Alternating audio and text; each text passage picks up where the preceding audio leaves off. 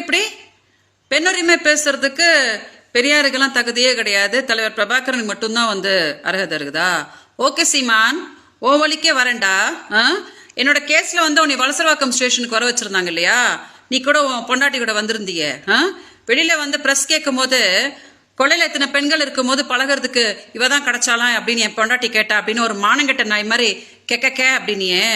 இந்த மாதிரி ஒரு பெண்ணோட வாழ்க்கையை சீரழிச்சுட்டு இந்த மாதிரி ஒரு கேடுகெட்ட பதில சொல்லு அப்படின்னு தலைவர் பிரபாகரன் உனக்கு சொன்னாங்களாடா? நீயே ஒரு சொறி நாயி, உன்னைய என்னைய தொட விட்டது நான் பண்ண பெரிய தப்பு. இதுல அவன் பொண்டாட்டி பெரிய ஐஸ்வர்ய ராய் அவ கேட்டாலாம், அதை நீ சொல்லி என்னைய மானத்தை வாங்கினியே, இப்படிதான் பண்ண சொல்லி தலைவர் பிரபாகரன் சொன்னாங்களா? அவர் என்ன சொன்ன இன்னைக்கு பெரியார் என்ன சொன்ன? நான் இருக்கும் போது என் பொண்டாட்டி இன்னொருத்தி கூட போறதோ தப்பு இல்லை அப்படின்னு பெரியார் சொன்ன. அப்படின்னா நீ தலைவர் பிரபாகரோட பையனா, உன் பொண்டாட்டி மருமக தானடா? நீங்க ரெண்டு பேரும் என்ன கேடுகட்ட வேலையாடா பண்ணிட்டு இருக்கீங்க? உன் பொண்டாட்டி என்னடா சொல்லிட்டு இருக்கா?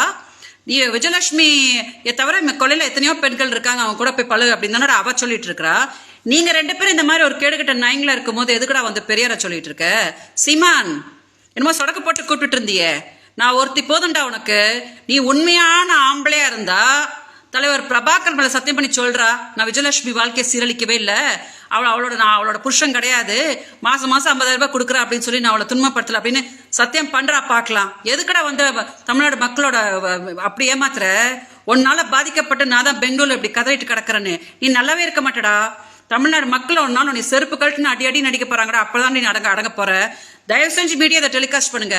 நீ ஏன் முதல்ல ஒழுங்கு கிடையாது, அதை மறைச்சிட்டு நீ பெரியாரு அவங்க இவங்கன்னு பேசுற இல்லையா? அதுக்கு செருப்பால அடிதான் நீ வாங்க போற சீமான். கண்டிப்பா இது நடக்க போகுது.